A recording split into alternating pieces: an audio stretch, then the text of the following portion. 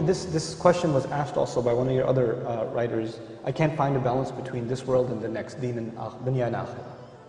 I say there is no struggle. Everything we do in this world is for the Akhirah if your intention is right. If you're going to work for the right reasons, if you're staying away from evil deeds, if you're remembering Allah when you're supposed to, if you're eating what you're supposed to eat, if you're saying what you're supposed to say, you can live in this world and have a great time and still earn your Jannah. Allah doesn't want you to have a horrible time in this world. You know, I don't know why we have this concept that we have to kind of cut ourselves off from this world to earn Jannah. No, no, no, no, no. You have to make the most of this world to earn Jannah. We have very little time on this earth. I mean, half of my life is spent sleeping. And the few hours that I'm awake, take away the time I have to relieve myself, get dressed for work, stay and commute to the job, put in the 8 hours at work, and come back. What do I have, 2-3 hours of free time, technically free time, that I actually have some control over?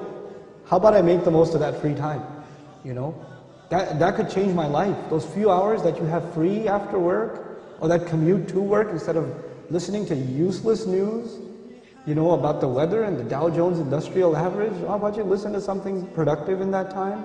Listen to some Quran, listen to something that will increase your knowledge.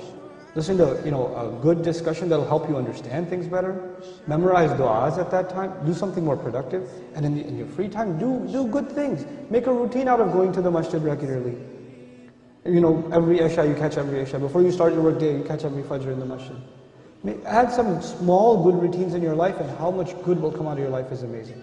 Another of your listeners asked, how can I improve my character? Step 1, do no harm. Stop doing bad things. Don't talk about adding good deeds until you get rid of bad deeds. You know, you can't talk about giving a patient medicine until you stop the bleeding first. It doesn't make any sense, you know. So you got to stop the entertainment addiction. You got to stop the watching the filth. You got to start lowering your eyes when you're walking down the street, because you're becoming less of a human.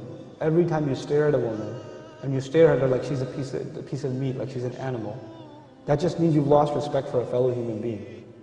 That's all that means. To you, that's nothing but you're looking at her like an ape looks at a female ape. You know, like a dog looks at a female dog. That's all you've turned into, an animal. Regain your humanity first, and then embellish, beautify your life with good deeds. Do simple, small things.